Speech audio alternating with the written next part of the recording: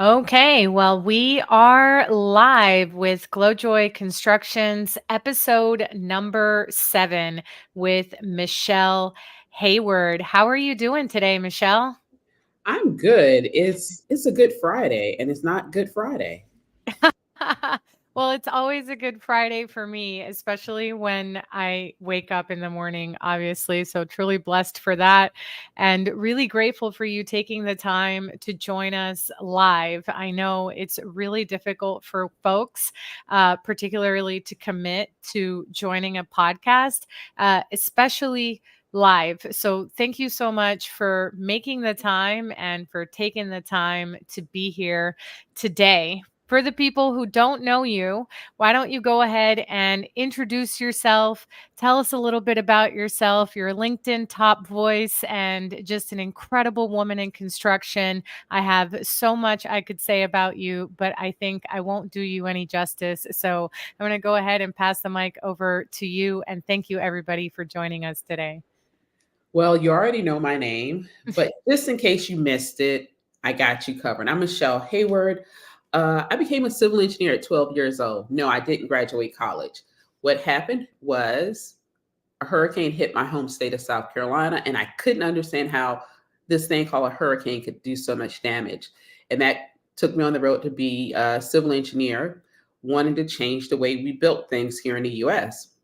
But along that journey, I came to the realization that there were not a lot of Black people, much less Black women in the space. And for over a decade, I was on the ground building or managing the construction of high voltage transmission lines, substations, telecommunication, fossil fuel plants. And it was very difficult for me. And so today we're going to talk about some of my story. But like I said, that's how I got started at 12. Which hurricane was it, if you don't mind me asking? Do you remember the name? Oh, most definitely. Hugo, Hurricane Hugo. Oh, see, that hurricane holds a special place near and dear in my heart as well. See, we lived in the Virgin Islands at the time, and Hurricane Hugo came and smashed us first, and Yep. then built strength and went straight up to where you were. So many connections between you and I, and here's yet another one, Hurricane Hugo. Absolutely. Yeah, so that experience obviously catapulted you into the construction engineering arena, right? Yes. Currently, you're the owner and CEO of Positive Hire, which most people probably don't know what that is. So, why don't you tell us a little bit about Positive Hire and what inspired you to start that? Okay. Positive Hire is an early stage tech startup. Our mission is to connect Black, Latina, and Indigenous women who are experienced scientists, engineers, and technology professionals to management roles. And we do this several ways. We started with community because that's really what I wanted and needed when Hmm. I was in corporate because I was always on the road. I was always away from home. But we've grown it into professional development training, leadership development training, and community as well. We do 99% of our events and content are all online because it Hmm. is much more flexible for women. And then on the employer side, we have our own software called PH Balance. It's an internal talent marketplace, which really helps AEC organizations retain talent. But we come in and we'll do people analytics, um, consulting for you, diversity and inclusion training and consulting, because that all plays a part. But we still offer some of the services directly to the women around Hmm. leadership development. We also do that inside of organizations for their employees, and we do everything through a lens of equity. So our coaches are usually Black women, Latinas, Afro Latinas, Right. because they are able to coach and guide through um, an area of lived experience, but also understanding the barriers that women often, especially women of color, often face in the workplace. And not just the workplace. So, and you said a mouthful there, and we'll probably get back to Positive Hire, but let's talk about that, right? We've got an Afro Latina and a Black woman, both in the AEC space, here having a chat in the middle of the day. This is our job site. Very rare to have two on one site at the same time, right? Exactly. Exactly. Yeah. Yeah. So let's talk a little bit about those statistics. 1 in 100, I think, people on a job site or out in the field are going to be female. And, for the most part, it really varies whether that's a hybrid role or an actual tradesperson out in the field, engineering role, architecture role, civil role, any type of consultant or inspector role. But it's overall, and I don't know if my statistics are off, but the last time I checked, it was about 1 in 100. And you, probably being in this space, have a lot more statistics that I don't have in front of me. This the numbers aren't great. The numbers Yeah. aren't good. You're still, nothing has changed since that 1 in 100, unfortunately, on the job site number. What has changed since the murder of George Floyd is organization. Some of it was performative, and we've seen a lot of that wane, but some of it has stuck. An organization like, okay, what do we need to do? We never thought women would want to go onto the job site, and how do we make this happen? Or, previously we had issues with women on the construction site. Was it really women? Hmm. Was it? Yeah, that's right. We could pause right there, because that's across the board, and that's an HR situation that, unfortunately, I think it's 2023, right? I've been in the workforce about 20, 25 years now. I started working at a very young age. I'm from the Caribbean, and, I had a work study program by the age of like 14, 15. So, I was in school, but I also had a job. And I can tell you that, at least for the women in my family and mentors that I've had, that are older than me, Gen X and boomers, even, nothing has changed, right? Is it really a woman's fault? And 99.99% of the time, people will point the finger at the woman, right?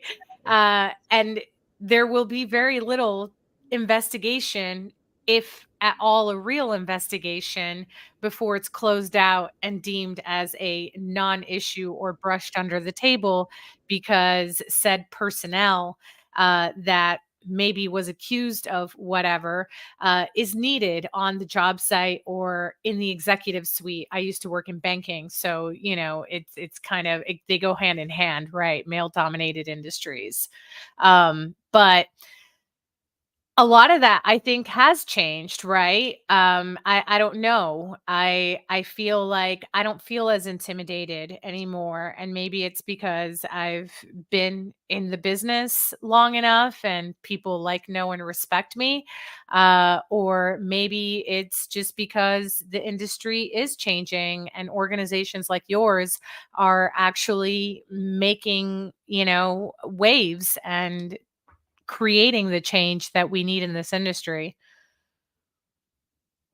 I don't think I agree with you that a lot has not changed in the industry as far as culture. Right. What has changed is access to talent. The Yep. talent numbers are not there. And often when I talk about the talent numbers, I talk about the talent is available, but your culture is horrible. And the talent won't and they're like, I said, you can look around the room. I said, because a lot of organizations think, oh, well, if we hire them, it's not our fault if they leave. Let me put it to you this way. If you have a child or you don't, or you have a pet and the pet runs away because you had been feeding it, you had been mistreating it, whose fault is it? I mean, it's obviously your fault. And I'm laughing because this literally happened on a job site last week. We had a young man who was with one of our trades, and I won't call out, which trade or anything because it just is, but he was newer to the organization and he was very frustrated with some deadlines that he had. And he was not handling himself very well. You could tell he had a little bit of anger management issues, and you could tell that he was not very conscious of the fact that there were other people on that job site, including three other women on our crew. And he was cursing. He was using foul, and vulgar language to communicate with his coworkers and mates. And none of the ladies on site had any courage to say anything because of the level at which this tradesperson was. And unfortunately, it got brought to my attention and I had to make a on-site appearance, a surprise visit from the project manager, which nobody wants a surprise visit from the project manager, to go handle this hissy fit, which is what I called it, was a hissy fit because they had too many things on their task list. Now, many things went wrong in that scenario. Obviously, the person who gave this person the task list gave them an unrealistic task list and really, put a lot of pressure on this individual. The individual wanting to do a good job and not let me down as a project manager, right? Because I had my deadlines, put pressure on himself, which then caused a lot of stress and anxiety to where they lost their temper and acted out on site. And, that has a lot to do with emotional intelligence. As a leader, I can recognize all these things, but everybody else on site could not. They were just like, yo, this guy's having a bad day and we don't know how to deal with him. Like he's explosive. Yep. And that is part of the culture problem, right? Is Mhm. retaining you're rewarding bad behavior. And they're like, we don't reward it like you didn't get rid of them, you didn't address it. That is rewarding bad behavior. And I remember one of my mentors told me one of our directors had retired, old directors. This is last year. So I've been separated from my former employer for quite a few years now. And that they'd taken him out to lunch. I said, who went to lunch with him? Because he had very bad behavior, very little Yeah. interpersonal skills. And my mentor, like me and one other person, like, oh, okay, that makes sense.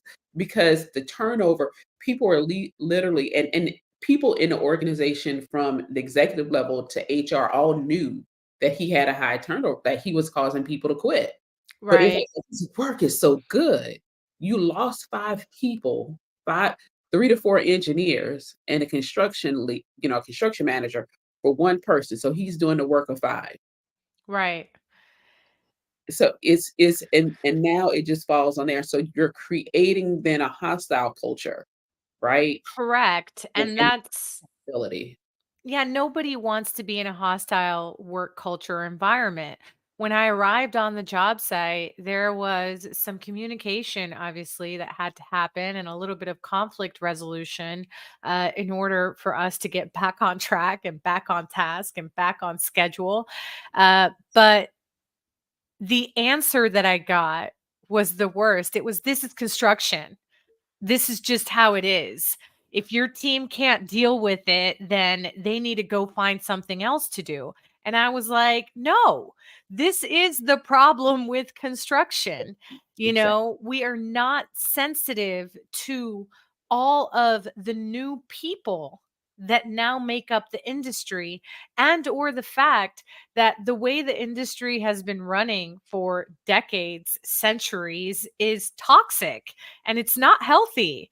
Not even if it was a locker room full of men, like all these men have problems, especially at home. You think they want to come to work to a toxic work environment? Absolutely not. Absolutely not. You know, you bring up how conformity Mhm. is what they expect from employees. And I've been in conversation, whether it's in groups or verbal Zooms, whatever, with HR leaders, and this is not just construction centric. They're talking about Gen Z, and it's like our Gen Zs keep quitting. They want all of these things. Well, we're not doing that. I said, well, they'll continue to quit. They have been very clear to what they expect their employers to provide, what they will not stand, and what will happen if you do not conform to them. They quit. And so it's really interesting when we talk often about future work, and I tell people future work is now. Gen Oh, Z is yeah. here. And so because you're pushing back, you're going to continue to have turnover. And somebody had posted on Facebook how she is a leader, and she had rapid turnover. In 18 months, they'd hired three people had quit. And her team was one of the people on her team that had been there for a while. Like, I would rather you just not hire anybody because we keep training people and they keep leaving and it disrupts us. And my feedback was, this is an indication that they have not changed their policies, practices, and procedures to the way they 100%. need to bring in new people or a new generation of people. I said, Right. what they're doing is not sustainable for the employees because now they're all overworked. And so Mhm. either one or two things are going to happen. All of the other people that are there are going to be overworked and end up quitting, getting sick, or that leader's going to get replaced. Right. Because if you don't make those changes, usually people it generally doesn't work out. It's not a long-term solution, everybody picking up the work. In construction, when this happens, we have increased safety instances. And Mhm. so one of the pushbacks I always do is, well, if they are more worried about getting John's checklist done, how conscious are they about their safety, about Right. what they're doing on site? Because when you put people deal with stress different ways. Are they Absolutely. conscious of tripping hazards? Are they paying attention to the backup sounds from vehicles and equipment? You Mhm. have to understand this additional stress from somebody who is not being reprimanded, trained in how to effectively communicate and behave can have consequences for other employees in the organization overall. Because let's be honest, clients won't hire you if you have a bad safety record. And Oh, so, absolutely. so They check it. They check everything, and the insurance companies check everything. And insurance requirements are getting ridiculous, and what you post on social media even matters. The last two jobs where we were vetting out GCs, one of the insurance companies actually rejected one of the GCs just based off of one of their social media channels, and so yeah, I know, right? And it's really, really, really critical for people to understand that companies are being a lot more savvy watching shows like this, listening to podcasts, doing their research on YouTube and other networks to really figure out, what it is that they need to do to make their construction projects successful. Moreover, they're going to end up hiring owner representatives or client reps like Glowjoy to do that vetting process for them, which is why we even exist in the first place, right? Most of these people are way too busy and they don't know what they don't know, and they don't know what to look for and or have the right insurance brokers doing the research that needs to be done to vet people out. And safety is one of those really, really key things. And I love social media and I love a lot of the other platforms and some of the neat videos that people post. But a lot of times I'm that negative Nancy or mom in the comments being like, "Where's your harness? Why aren't you wearing safety glasses? Like, what happened to your hard hat, sis?" And a lot of times it is younger girls yeah, because they're just copying what their foreman is doing or what everybody else on site is doing. And I get it. Safety is not cool, you know, I get it. But at the same time, if you are going to post on social media, and we've got the king of social media over here, Jonathan Core, Hey, Jonathan, we know you love social media, but you got to be safe on social media, right? You can't on site and on social media, particularly if you're going to hit record and post it on social media. Please make sure you have all your PPE on, and not because, you know, I need you to have your PPE for the social media, but because it's safe. And also, you're setting an example for everybody else who's watching you, particularly for the influencers or young ladies and young men who have tens of thousands or hundreds of thousands of followers, And I know, I sound like an old lady, or I sound like the HR department, but like, I promise you, like, until you like fall and break some bones, or worse, a buddy of yours gets hit by a crane that fell down or whatever, and the flagger wasn't in the right spot and they can't make it home. That shouldn't be that click moment when you decide that safety is important. Like, safety is important now. And every podcast, when somebody brings up safety, I go on a safety rant. So this was my safety rant. But it is. Long story short, if you have to go back many, many years now, but on my Instagram, and I would do it on Snapchat too. Uh, Snapchat. Whoa, people still use that? I said this was many, many years ago, but yeah, people still use Snap. Yeah. Um, and I actually had a young white guy. He was a college student in civil engineering, and he would snap me. He'd be asking me, "So, oh, is that what it's like?" He hadn't done an internship or a co-op. And so I know these social channels work, but he had already selected civil. He just wasn't sure where he wanted to go in his career. Mhm. And I was showing him the project, but it was nobody would be on site. So, but I'd be just showing you, hey, these are the where we did clearing to start to do. We just put it and start to do construction. We put up the silk fencing, the culverts and stone as an entrance to the site because we were building in farms, people crops, right? Corn. Like, you're gonna take out, like, yeah, we gotta take out the corn. They can't grow their they can't grow corn here anymore. They probably don't want to under 345 transmission lines. And so he was just look, we have no control over that. Um, Okay.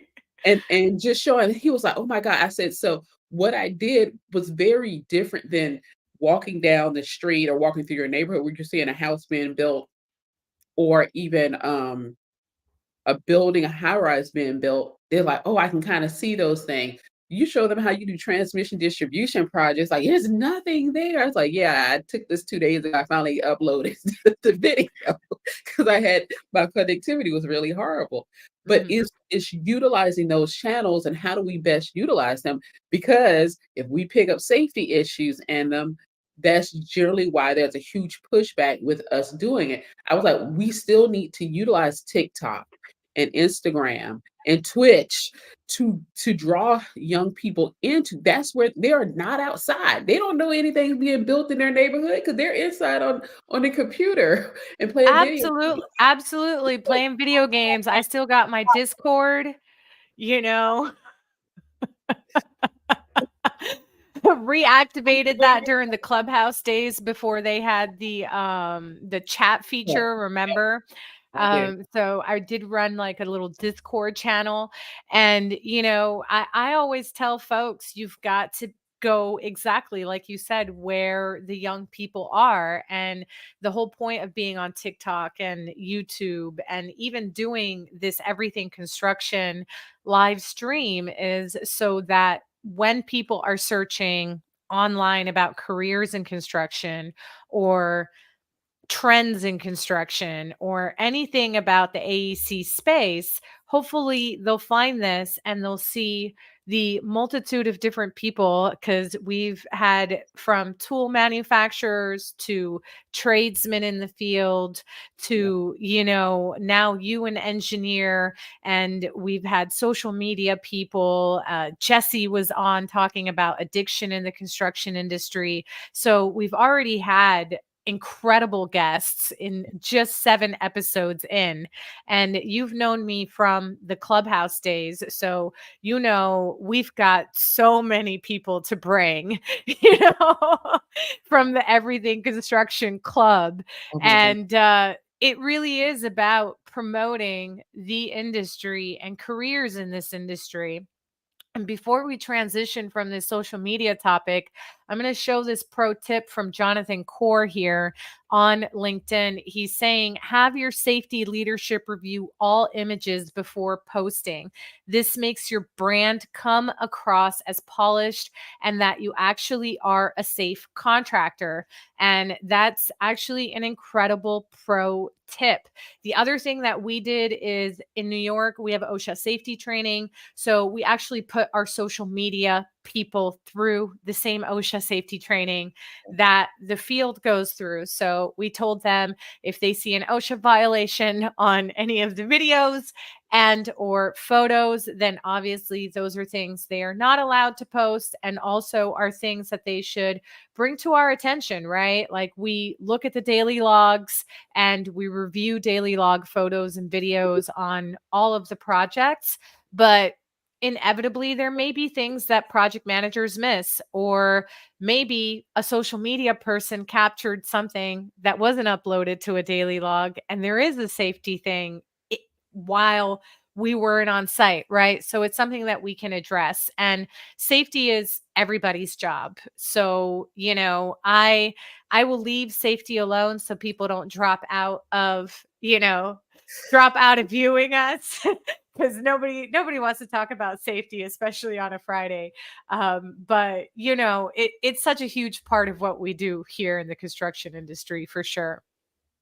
Absolutely. Yeah, let's move on from safety.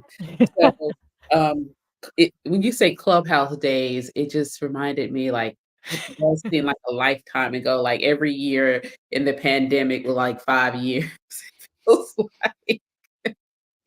But some of the other things, and just I'll go back to like how I ended up in construction.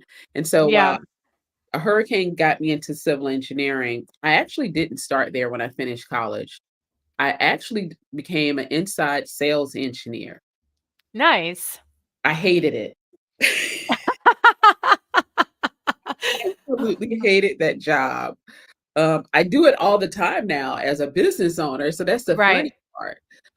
But I was at the National Society of Black Engineers National Convention that year. It was in Pittsburgh. I think it was the first year we had it in Yeah. Pittsburgh, and I ended up having to live in Pittsburgh after that. I don't know. But anyway, one of my friends and old roommates from undergrad was there. And she was like, "Hey, you should come talk to my employer. We're hiring. Go over talk to this company." Back in the day, it was called Washington Group International. And I got a field job with them, being a cost engineer. I would have done anything, but Right.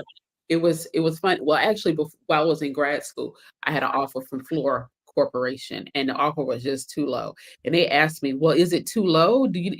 Well, if you knew it was too low, why you send it?"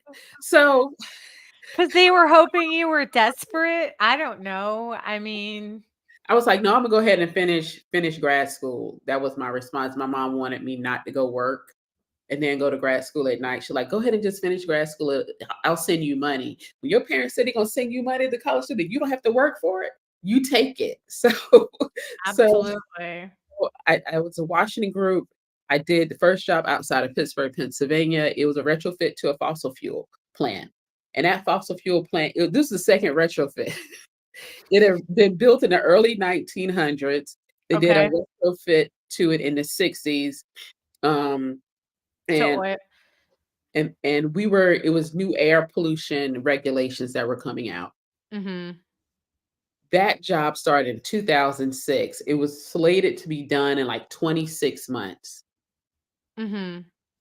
Well, we were in a small county. We weren't in Allegheny County, which is where Pittsburgh was. We were in a much smaller county, and the county couldn't go through the air permit quick enough. Right. That 26-month job became 48 months because of one permit. So Which, when people ask why roadway construction, railroad construction, pipeline construction, or anything related to civil takes so long, it does. the permit. One, we call it but we have several permits, but we'll Yeah. just say the permit. There's This always one holding you up. There's always one. Yeah, and so that one, but that was a saving grace because had Mhm. I been able to get that permit, I'd have been laid off probably in 2008 because we went through layoffs during that period Right. of time, like every industry did here in the US. Right. So that kept me in the industry and finished that job. I was a cost engineer. The client loved me. I saved them a lot of money. In today's dollars, is like a $500 million job. It's like a 525 million dollar job. So I'm only Wow. and I was a cost engineer, and you're like, oh, so you were doing I literally pre-approved every invoice that came in. Like, was it to contract? Was it to value? Was it to the milestone payments? And as a 20 something year Yeah, I old, was gonna say, aren't you, like, in your early 20s at this point, and yeah. you're, like, managing millions of dollars? By the way, we posted something about we do math, like, all day, every day in construction today on our social media because it's true, like, all of construction is math and engineering, like, a all math. Like, so here you are managing hundreds of millions of dollars And for the government and Pittsburgh, no, basically. it's not for the government, it's for a utility company now, Okay. NRG. So if you're down in Texas and you're in Houston, I you know, know NRG. NRG Stadium is big. yeah. So it wasn't called NRG back then, it was Reliant Energy. Yep, I So remember. So that was the customer that at the time owned that fossil fuel plant.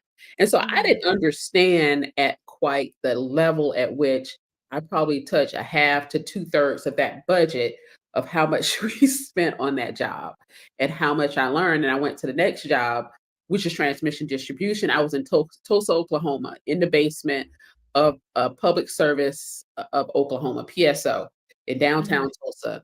And that was another great learning experience. It was a very different company, still they were really great engineering standards. And so Mhm. when I switched from I was really struggling as a cost engineer on that job.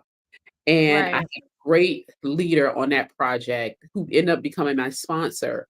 And I switched over to being a construction engineer. Hmm. And I did very, very well on that job, and then I ended up doing another job, and now we've gone through 2 2, acquisitions while I was there, and so the company Right. from 25,000 to 50,000 to about 90,000 employees, and still I was usually the only Black woman, right? I was the only Black woman on the field. I was still Right.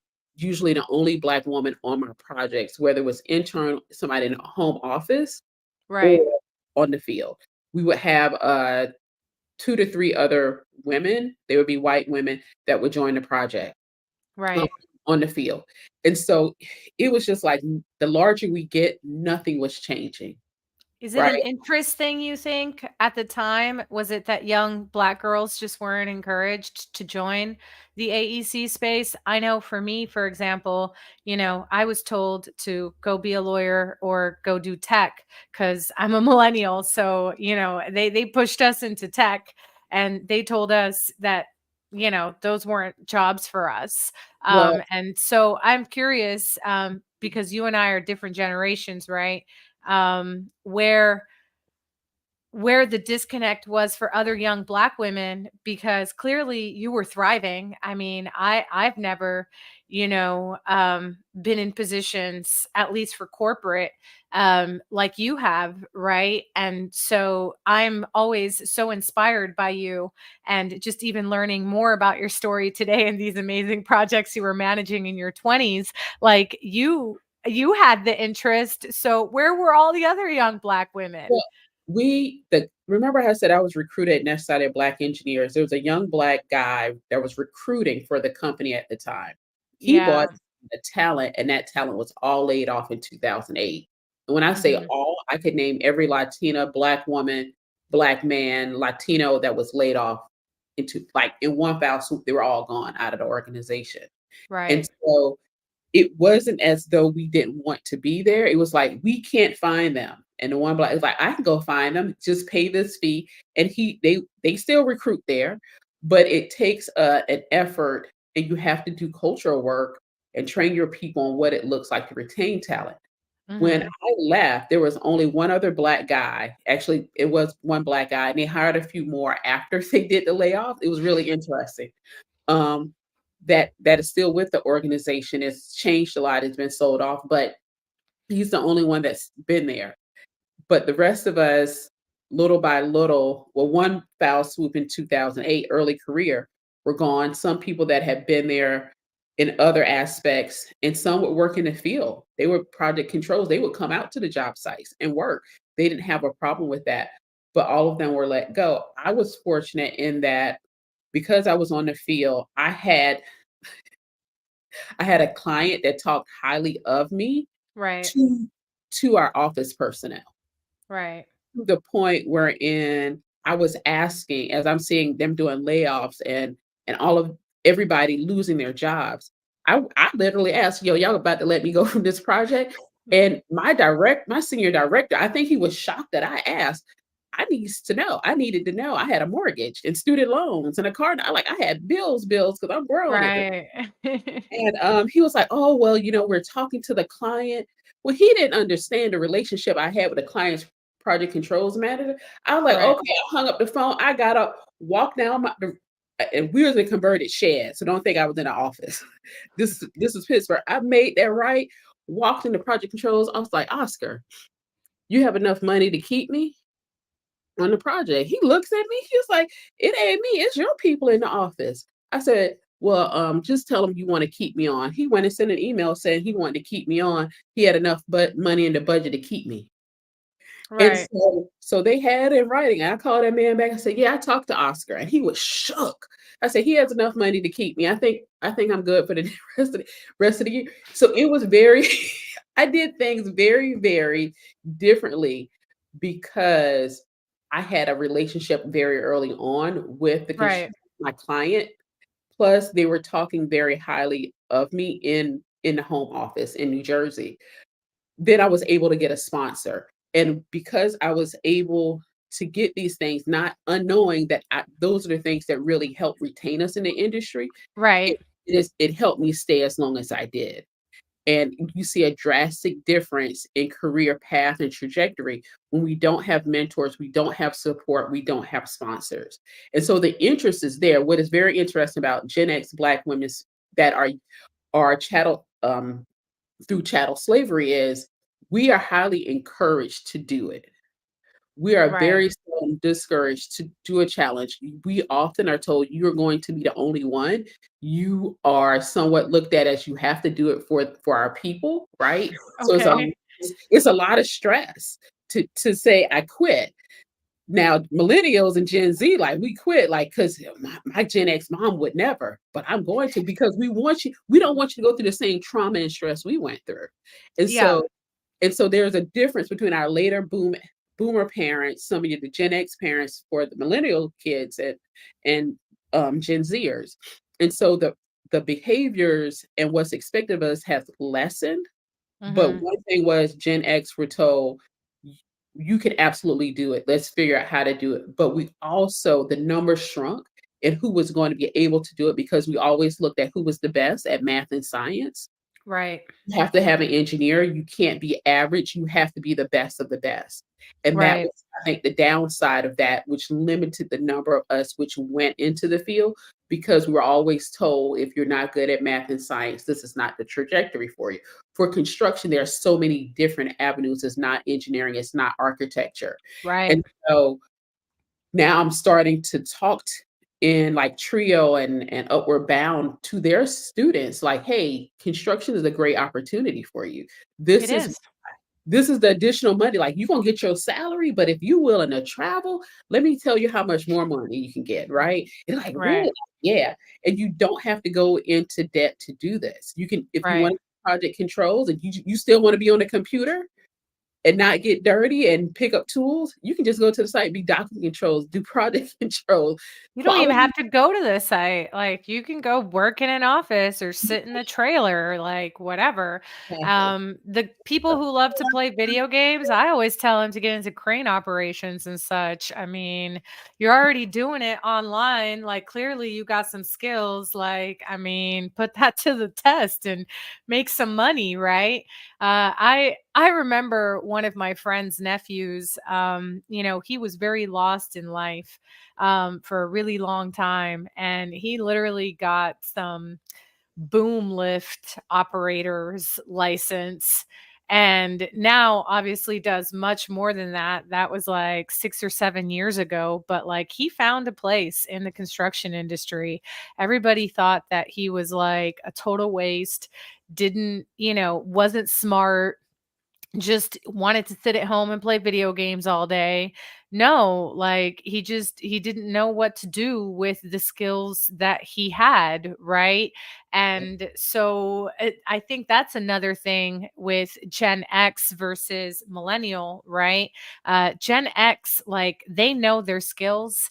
They know, I feel like, compared to millennials, because millennials went through so many roller coasters between 2008 and COVID and whatever else, and I'm not making excuses for my generation, because the ones that wanted it, like they're making it and they're doing things. And we've got Facebook owner and a bunch of others that came straight out of our generation, right?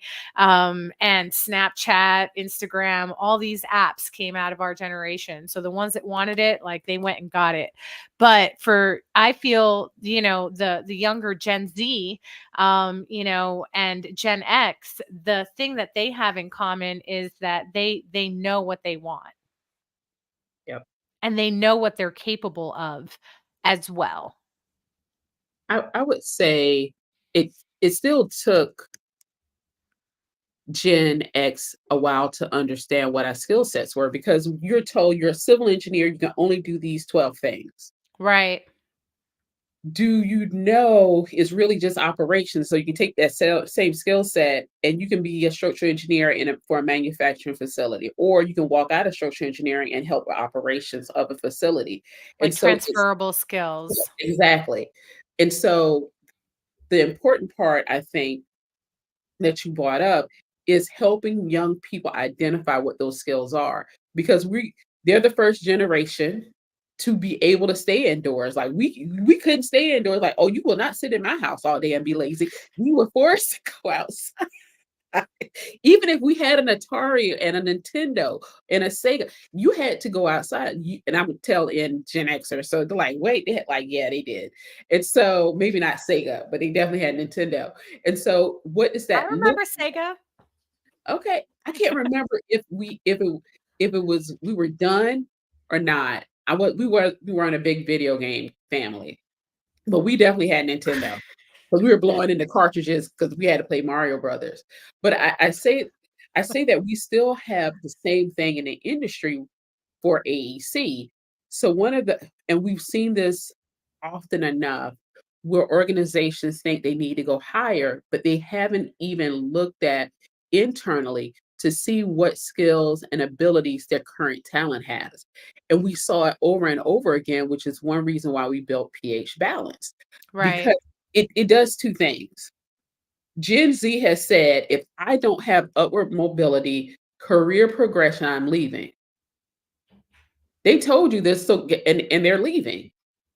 Gen Xers and millennials have been there, but when it comes to women and people of color, they get a lot of backlash when they share their accomplishments. But we will post it on LinkedIn.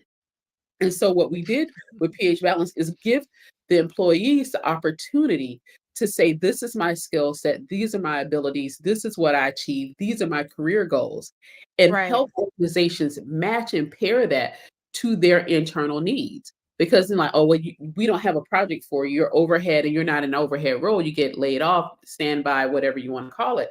But really, they've never really talked to that employee or know enough about that employee. Even if they give you resumes, usually we Right. don't just 2 pages. If I told you all the things I can do on social media, you would probably ask me and or Gloria to run social media for your AEC organization before you ask us to do anything on construction. Right. But Right. we don't generally focus on it. We don't necessarily share it because that's not necessarily what we want to do full time. But Right. cannot possibly just from Periscope to Twitter to Clubhouse to Oh man, Facebook. she came out with Periscope, y'all. Like No, that's that old school. Yeah, Uh, that's my first live streaming platform. That's why, like, I'll get on the live stream in a heartbeat. And so, how do you grab that information? right, Because imagine if you ask, like, "Oh, we're gonna have to send," like, you train your safety people to look at the pictures before they go they get published. But what if your safety person was also your social media expert or advisor? They're going right. to also know. And so sometimes we have that blended skill set, but nobody's ever asked them. I want to jump in because I'm cracking up at Will's this one Comment. this permits in Pittsburgh and County takes way too much time. Anyway, look, I'm done with that. Like, I'm done with Pittsburgh. Now I even sold my house. I'm good. Yeah, that's Yeah, one of that's the one things of that I love about live is that we get to engage with the comments, and you're right about, and that's a great way to like kind of put everything that we've talked about today together. When running a small business like me, right, growing from small business to medium sized business and JVing with some pretty large companies to do some of the projects that we're working on or just project managing multi-million dollar projects, I'm always looking at ways in which we can better manage our people, right? Because I always tell folks the people are your number one asset. Everything else, I don't care about your vans, I don't care about your trucks, I don't care about the equipment, the tools, like all of that stuff is replaceable. Your people, they are replaceable, but they're not. We touched a lot about on training and how people leave after you spend all this time training. 2023 was very painful for me because I lost 3 people that I spent way too much time training. And 2 were people that, we decided it was a mutual agreement that it wasn't working out for us. And the third person, was somebody that they left on their own accord, right? To bigger and better things. And we were actually happy for them.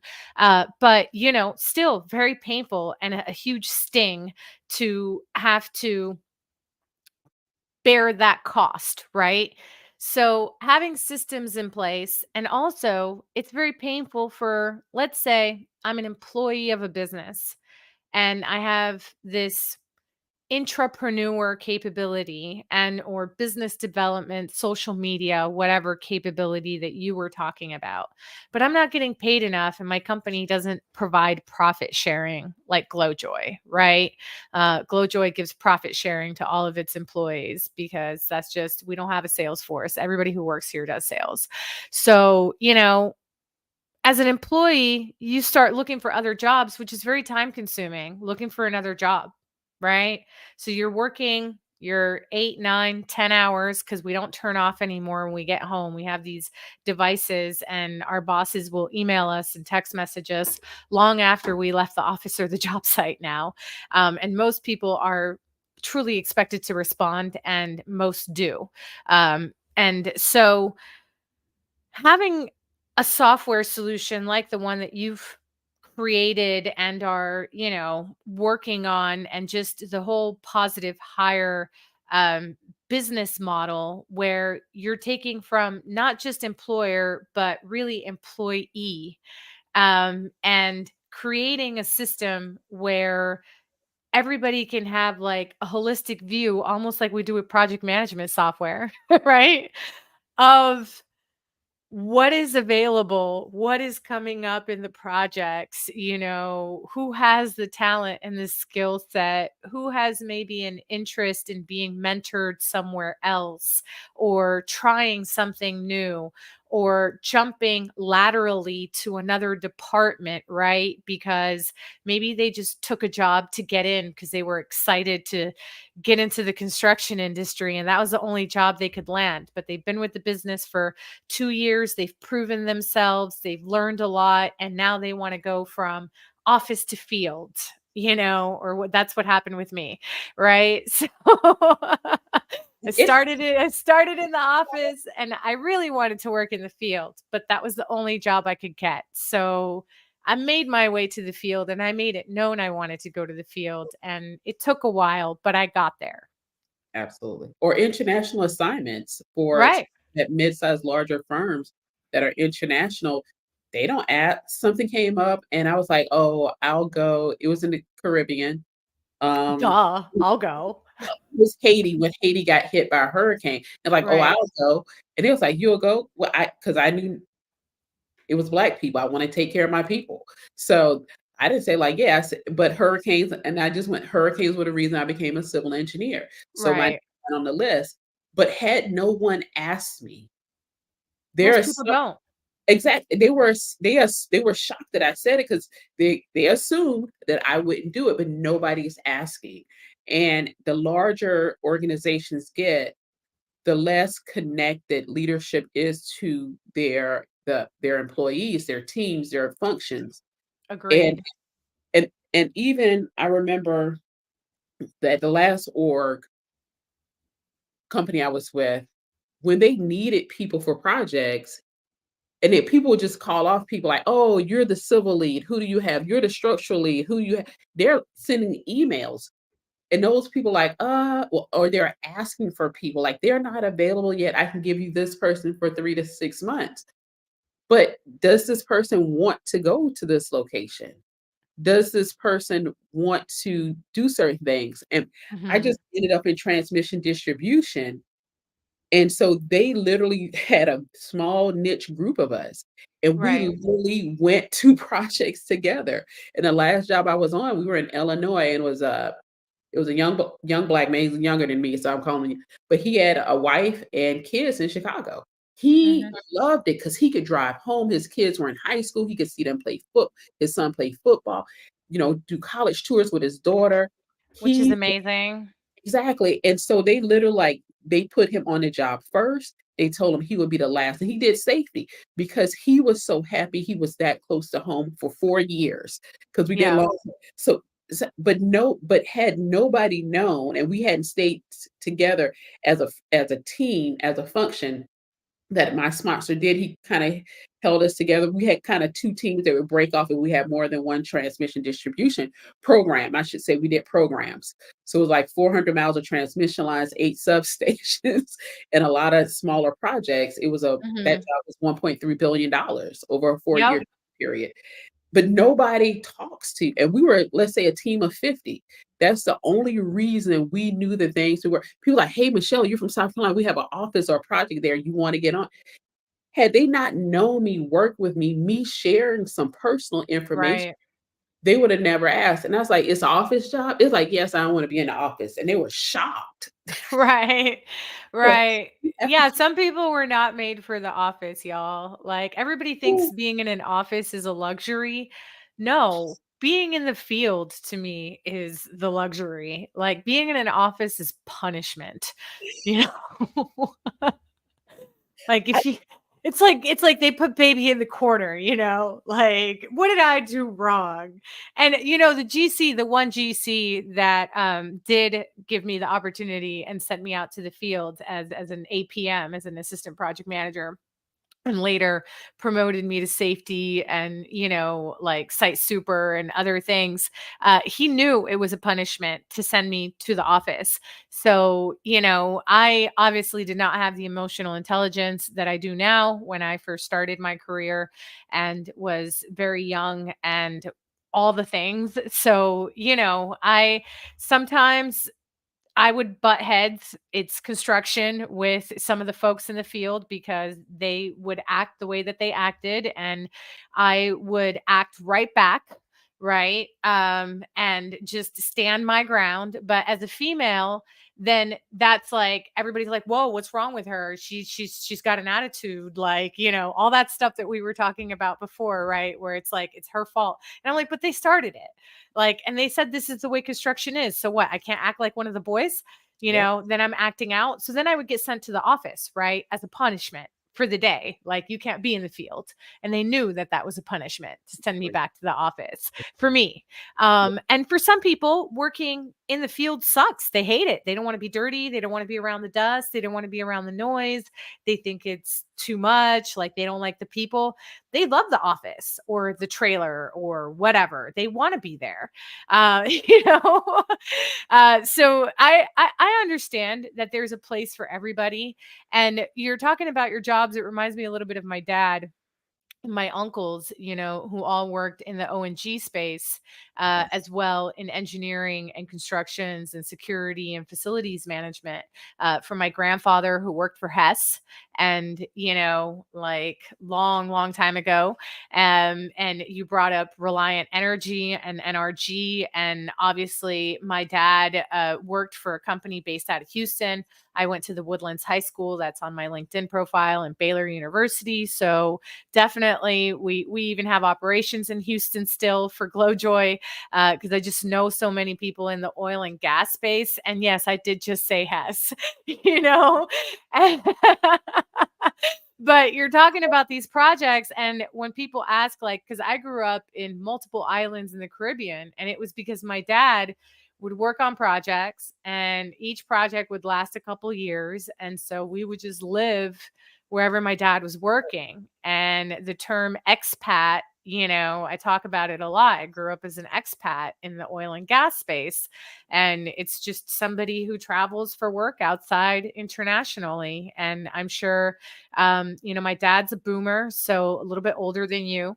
And you know, I'm sure he also had his circle of people that they talked to, because we used to even go on vacations with some of the other families, you know, and they used to have, like, every Saturday they did volleyball together, you know, every Sunday they went bowling together. They had a league, you know, and like all these, they had the colony, which is where all the Americans lived, right? And all the people who came from the mainland to work on site. And all of this was usually gated within the confines of the oil and gas refinery. You know, we went to private school with other kids whose parents also worked. And I remember we used to literally travel, like you said, with the same families. So I grew up with like 5 or 6 people, you know, that I knew regularly, and my siblings. And so my siblings are my best friends because we were Yeah, expats, and my cousins. And then, you know, the 5 or 6 people who worked, my dad's boss's kids, you know, his peers, the other foremen or superintendents, et cetera, that worked within the same group, like those are the people that I know. That's it. I love it. It Yeah. it it is amazing because I always saw it internal in the US, not internal, but in the US, and people will be like, "Oh my god, what do we do?" And one guy that got hired, um, on, younger guy, I think they had maybe 2 or 3 kids at the time, him and his wife. He told me one day, he said, "I was so concerned about moving the kids so frequently." He's like, his kids started asking like, "Dad, we've been here for 2 years, when do we move again?" They were looking and ready to move, like, "We know this place now. Where's the next place? Where are we going Yeah, to?" when are we leaving? Like, when are we packing up? And we would expect it as well, by the way. And sometimes, like, we lived in Aruba for a while, but we lived there for about 9 years. So, you know, I guess my dad worked on multiple projects. Not sure, but you know, that oil refinery also went through a couple different names, and you know, his territory changed and expanded a couple of times. But I do remember always being curious when we would be moving. And usually it was even within the island of Aruba. We would move every year to 2 years from house because, you know, the corporate, it was corporate housing they were renting. So, like, we would get sick and tired of whatever house we were in. Like, we need to move. Like, And where are we going to next? You know? so long story short, some children are more resilient and will like this type of life. Not all children will, not all children, will find this enjoyment. Yeah, I Um, don't think my brother liked it at all. And so you have to take into account what I also found about families that moved, generally when their kids got around high school age, the older one, the what they call trailing spouse and would find like, oh, I'm gonna fly back to the States or go wherever they have their home, and that they would stay there and raise the kids. Well, it's a whole other dynamic because now one is a single parent Mhm. and the other one is home maybe 1 weekend a month, and that can cause a lot of turmoil. So that's a whole other discussion. But if you're married and that is something I want to do, definitely discuss it. Talk to people. Talk to Gloria. Don't talk to Michelle. I have to sing out because I was single and I was traveling. So all I had to do was Yeah. but it is a definitely something that happens in on the AEC side and oil and gas where you travel and you move your family around if you want It's to. very true. I didn't see my father very much. My father did travel, even though we were stationed wherever, it'd be Aruba, the Virgin Islands, Puerto Rico, wherever.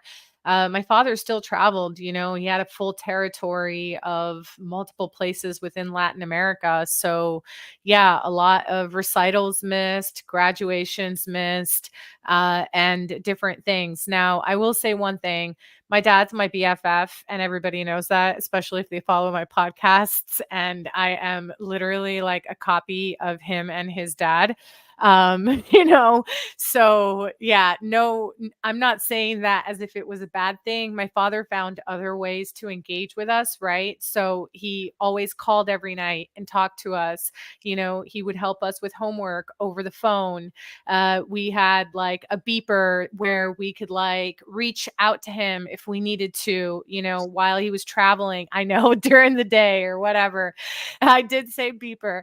And when my father was home, my father was also very engaged with us and very engaged with whatever sport or after school activity we were doing, etc. So my father, even though he was not around very much for some of the very formative years. And I think that this happens with both men and women in the AEC space who travel a lot. Um, you know, it's really what you make of it. So yeah, if people have questions about that, like, let me know. I'm like Michelle. I did travel. I did, and I still travel like February. I'm traveling most of February. But I was very single at the time, and so it didn't matter. I racked up a lot of points on Airbnb and my credit cards, and I never really kept anything but a storage unit in Texas, you know for many many years, and then another storage unit here in New York for many many years. And I've been doing the bounce between Texas and New York, I would say, for about 15 years now. And currently I'm in New York, and we do have business in Texas and now Florida, and we've done projects in California, and we'll really go anywhere, to be fair. Just has to be the right project. I'll even go to Iowa, and that's a shout out to Dean Snyder Construction because we all love Chelsea. See? For the right people, you'll go to places like when does it Anywhere. yeah, when does the snow stop? May. You better be glad I like you, Chelsea. Let me go April, start now. yeah, April, Oh, May, yeah, and I'm sure she'll catch the great. replay, and we've had some awesome folks who have logged in live. We've got Will, who is here, so thank you so much, Will, for being here. Jonathan, Leslie left us an awesome message a little bit earlier, when we were talking about some of the women in construction topics, and, we've been here. An hour has come and gone, and I try to be very respectful of people's time, especially our guests. So I want to make sure that I don't keep you any longer than I need to.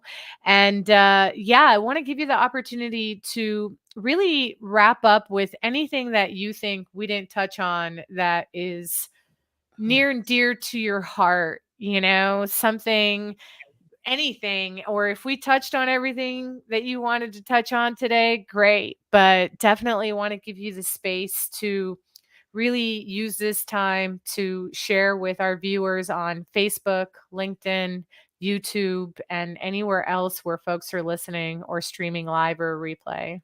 I love it. The one thing I want to say is come check out construction. There's a Yep. lot of opportunity, whether you want an office job or a field job.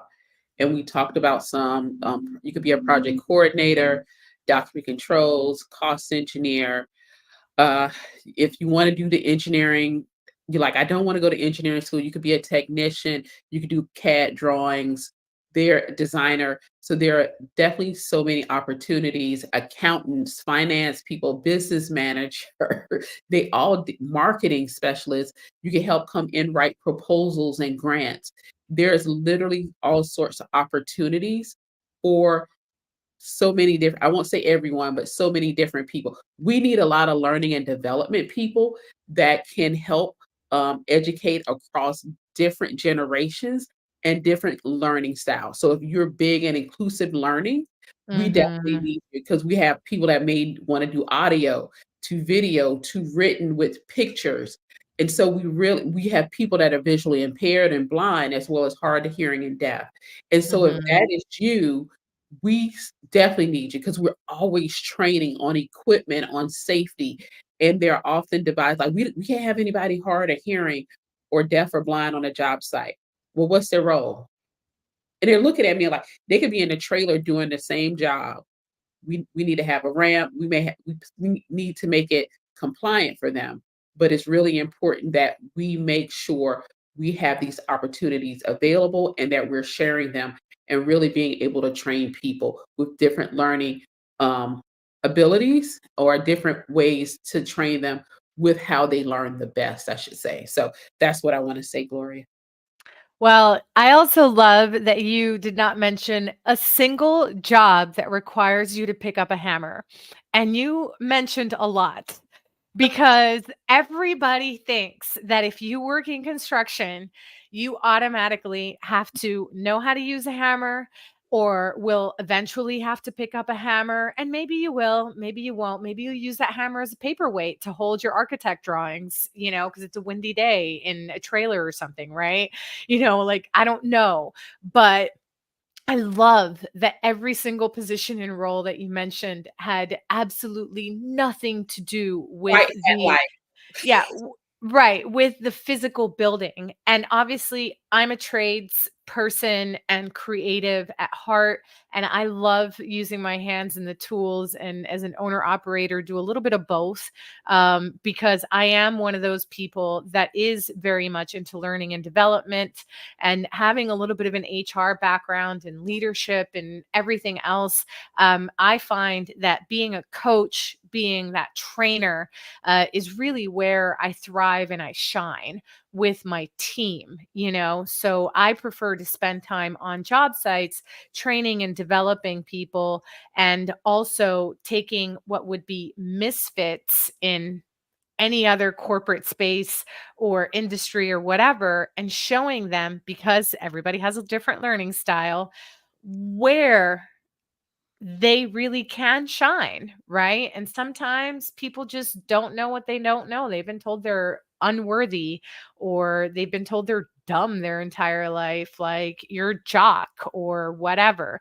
Anybody who's been in team sports, you NCAA didn't make it to pros, don't know what to do, join construction, ex-military, ex-army. We love you folks. Please come to construction. Don't know what to do with your life. You're amazing. Like everything that you've done already has set you up for this space and so many roles. So that's a great way to wrap it up. Yep, single moms come to construction. We're usually done at 3:30. You Yes, can ma'am. you can beat the school bus home. Yes, ma'am. And a lot of work from home roles or hybrid roles in the construction industry as well for single moms or just moms whose kids are like, I feel like there's a lot of moms who stayed home with their young kiddos, and the kids are now going into kindergarten, first grade, they're getting into school, and moms still want to go to work, but maybe like on a part time or a hybrid type role basis. This is a great, great, great, great industry for that. And, shout out and plug obviously to the people like me who try to do the right thing, They tried to go to college. They tried to do the white collar job, go to the office, wear the pinstripe suits, and do all of the stuff, and spent a decade dreading and hating their freaking life, and found construction as a second career. There are so many transferable skills, and Michelle kind of touched on that when we were talking about Gen X. You don't know what your transferable skills are? Talk to Michelle. you know you don't know where, maybe. And I have some friends who moved from accounting and real estate to accounting in construction during the pandemic, but I am really, really good at also helping folks retailer their resume to the construction industry. So DMs are open. We need people in the construction industry. I think that that's really the core message of today. And everybody's welcome. And there are people like Michelle who are doing things and building platforms to make this a more inclusive space, and also to keep and retain talent within organizations, and obviously within just the industry as a whole. So to wrap up, where can people find you? We're live on YouTube, Facebook, and LinkedIn. And if you're on Team Replay, go ahead and hashtag in the comments replay so we know you're on Team Replay. But how can folks find Michele Heyward? Well, it depends if you can spell my name correctly. So I'm Michelle with one L, and then it's Heyward, Heyward. You can find me, of course, on LinkedIn. Recently became a LinkedIn top voice. You can find me over on Instagram, and you can also check us out, or come to our website, Positive Hire, HIRE.co. So that's the name of the company, and then our software is PH Balance. But yeah, LinkedIn is a great place to connect with me, and just say Gloria, and then I'll know where you found me. And I was like, yo, Gloria, you sending people to me, that podcast episode we did. Absolutely. That's the whole point. We want to highlight amazing people in the AEC space. Michelle, you are such an inspiration. I'm really excited to see everything that comes from PH Balance, and of course, Positive Hire. I know that this is obviously not the last time that we're going to be talking here live and or on any other podcasts. We do have Women in Construction Week coming up also, folks, in March. And while Women in Construction Week should be every week, that is the one week that we get to kind of highlight careers in construction, women in construction. So I'll probably be coordinating with Michelle to do something for that week. So stay tuned for that. In the meantime, make sure that you follow Michelle on all social platforms. Of course, make sure that you follow along us as well. If you're on YouTube and Facebook, go ahead and smash that like button. Go ahead and subscribe and hit the notification bell so that you can go ahead and get notifications when we have next episodes. In 2 weeks, we will have a special lunch and learn episode, and that is going to be on construction insurance with Isaac Schwadell.